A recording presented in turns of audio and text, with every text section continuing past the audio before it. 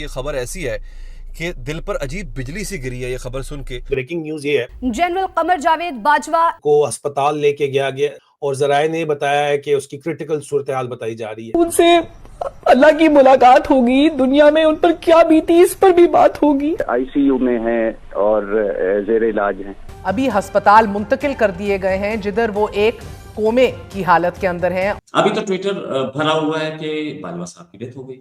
क्या किसी ने हमला किया इन पे? लेकिन ये बात जो मैंने मीडिया में सुनी है कि वो बाथरूम में गिरे और इतनी गहरी चोट, अब इस तरह गिरने से तो इतनी गहरी चोट नहीं आ सकती जो बात की जा रही है। वो किसी हादसे से दो चार ना हुए हो या जो अदरवाइज को उनको कोई अटैक हुआ हो। अब क्या ये मामला वाकई इतना सादा है कि वो अपने ही घर के बाथरूम में सुबह 4:30 बजे गिरे, सर में 3 चोटें आईं जिससे कोमा की हालत में चले गए? क्या ये मामला वाकई गिरने का है? कुछ लोग तो ये भी बोल रहे हैं कि सिक्योरिटी वालों ने ही मारा। पाकिस्तान में बहुत सारे जनरल्स को मारा गया, बहुत सारे लोगों को मारा गया। कि जनाब जनरल कमर जावेद बाजवा साहब तशवीशनाक हालत में हॉस्पिटल मुंतकिल किए गए हैं और डॉक्टर्स जो हैं उनकी इस हालत के हवाले से बहुत पुरुम्मीद नहीं है। 36 या आप यूँ कहिए कि 40 के करीब घंटे जो हैं वो होने वाले हैं कि वो आईसीयू के अंदर हैं। आईएसआई को और जैसे बोलते हैं कि डीजीएसपीआर को यानी कि पाकिस्तानी आर्मी के स्पोक्स पर्सन को ऐसा लगा कि जनरल बाजवा मर गया या मर जाएगा जल्दी, क्योंकि डॉक्टर्स अब भी यही बोल रहे हैं कि बचना बहुत मुश्किल है। हेलो फ्रेंड, जय हिंद। हिंदुस्तान स्पेशल न्यूज में आपका स्वागत है। जैसा कि दोस्तों आपने क्लिप में देखा, पाकिस्तानी मीडिया में इस समय जोरदार चर्चा चल रही है कि पाकिस्तान के पूर्व army chief Qamar Javed Bajwa ICU में भर्ती है। मीडिया में लगातार सवाल उठ रहे हैं कि आखिर कमर जावेद बाजवा पर क्या हमला हुआ है और क्या उनकी हालत बेहद गंभीर है। पाकिस्तानी मीडिया खुद दावा कर रहा है कि इतनी गंभीर चोट सिर्फ गिरने से नहीं आ सकती। इससे ये अंदेशा जताया जा रहा है कि शायद किसी ने कमर जावेद बाजवा पर हमला किया है, जिसके बाद उन्हें तुरंत आईसीयू में भर्ती कराना पड़ा। बताया जा रहा है कि इसी कारण उनकी स्थिति नाजुक बनी हुई है। कमर जावेद बाजवा एक रिटायर्ड 4 स्टार जनरल है। उन्होंने 2016 से 2022 तक पाकिस्तानी सेना के 10वें चीफ ऑफ आर्मी स्टाफ के रूप में अपनी सेवाएं दी। जब 2016 में उन्हें पाकिस्तानी सेना का प्रमुख बनाया गया था, तब उनकी नियुक्ति ने सभी को हैरान कर दिया था, क्योंकि वरिष्ठता के आधार पर वे चौथे नंबर के दावेदार थे। लेकिन इसके बावजूद उन्हें आर्मी चीफ बनाया गया। अहमद नूरानी का ट्वीट दिखाता हूँ। अहमद नूरानी कौन है? पाकिस्तानी जर्नलिस्ट। इस पर अभी मैं आपको डिटेल्स भी दूंगा। सिंस हिज रिटायरमेंट ये अहमद नूरानी लिख रहे हैं, have been living in next to general Bajwa, he is not even allowed to go the सारी चीजें। No news of even the biggest incident related to general Bajwa can reach the media without ISI permission.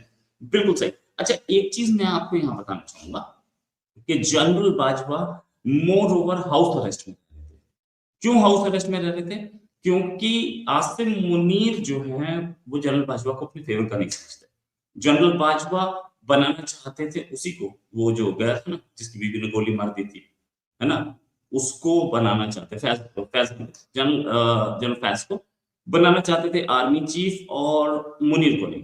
अब मुनीर बन गया तो मुनीर ने कुछ लोगों को मरवाया, कुछ जो आर्मी जर्नलिस्ट को, कुछ को सैक करवाया, कुछ के खिलाफ एक्शन कराया। जो भी बाजवा के करीबी थे, सारे बाजवा के करीबी एलीट क्लियर करती। कुछ जेल में है, कुछ थैंक यू हो गए, कुछ हुआ लाहौर में। तो जो जनरल थे, जो कि जनरल बाजवा के करीबी थे, उनको बिल्कुल छोड़ के पूरी की पूरी गार्ड भाग गए थे और भीड़ उनके घर में घुस गई थी।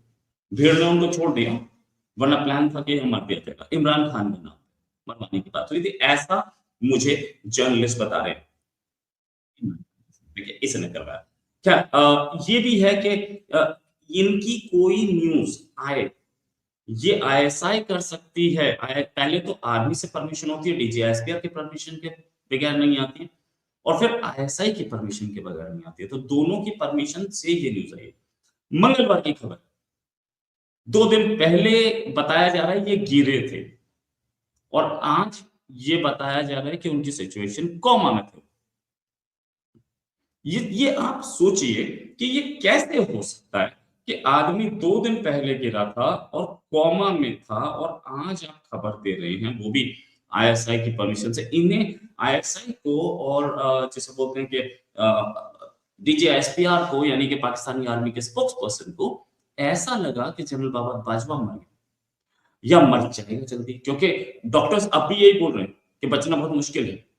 तो मर जाएगा तो फिर ये होगा कि कैसे सर्कमस्टांसेस में मर गया और जिस दिन मरा उस दिन बताया क्यों नहीं किया, बहुत सारी चीजें। तो इन्होंने ये खबर आनन फानन में रिलीज कर दी। साहब मैं आपको ये भी बताऊंगा कि ये खबर रिलीज किसने की। वैसे ये कौन है, ये जो अहमद नूरानी है, ये पाकिस्तानी जर्नलिस्ट है और पाकिस्तान में इन्होंने आर्मी के खिलाफ बहुत खबरें दी थी और बड़ी तगड़ी खबरें दी थी, खबर दी थी और उसके बाद इन्हें कंट्री छोड़ के भागना पड़ा। इनके भाई को अरेस्ट कर दिया, इनकी फैमिली को परेशान किया गया, इनकी फैमिली को कई दिन जेल में रखा। ठीक है, एनीवेज ये और भी लिखते हैं कि अगर वॉशरूम में गिरा आदमी तो ये बताने की क्या जरूरत थी कि वॉशरूम में गिरा है, मतलब टॉयलेट में गिरा है, ये भी बोल सकते थे घर पे गिर गया। पॉइंट बहुत इंपॉर्टेंट है, इस पॉइंट को भी मैं बताऊंगा। लीकिंग न्यूज जो है, ये लीक करने का क्या कारण था और ये भी कि क्या जनरल बाजवा के साथ जो कुछ हुआ है जनरल बाजवा की जान लेने की कोशिश थी या जनरल बाजवा को धमकी देने की कोशिश थी, ये एक बड़ी चीज है। अब वॉशरूम वाली कंट्रोवर्सी का, वॉशरूम में गिरा है आदमी, उससे पहले मैं आपको डिटेल्स दे दूं।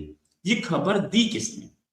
ये खबर दी है इरशाद भट्टी नाम के एक पत्रकार ने, जो कि जियो न्यूज में।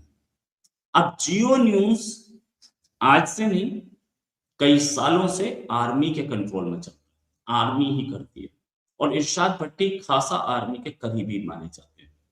तो ये इरशाद भट्टी ने दी और जियो टीवी ने दी, और जियो टीवी जो दोनों ही आर्मी के करीबी हैं। और ये भी कि सुबह सुबह नहाते हुए गए, कोमा में हो गए।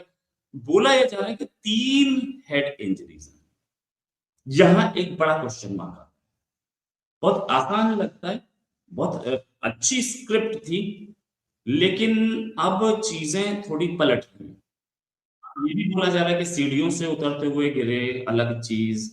अब तो क्योंकि उन्हें लगा कि ये स्क्रिप्ट फेल हो गई और हमारे ऊपर शक की सुई आ रही, बातों को चेंज किया जा रहा है, क्योंकि डीजीएसपीआर तो अभी ऑफिशियल स्टेटमेंट नहीं दिया ना, तो वो बोल देंगे इरशाद भट्टी गलत बोल गए। नहीं, वॉशरूम में नहीं गिरा, सीढ़ी से गिरा। 3 चोट सिर पे। देखिए, अगर कोई आदमी वॉशरूम में गिर रहा है अपने, तो 3 चोट कैसे लगेंगे? 1 लगेगी ना, 2 लग सकते हैं। आदमी, मैं सपोजिंग वॉशरूम में सीधे गिरा, यहाँ पे चोट लग जाएगी, यहाँ लग जाएगी, यहाँ लग जाएगी, हेड इंजरी तो यहाँ लगेगी। मैं सामने वॉश बेसिन है, एक बार वॉश बेसिन से टकराया और एक बार जमीन से टकराया, 2 चोट लगी। 3 और तीनों इतनी गहरी के इंटरनल ब्लीडिंग हो जाए।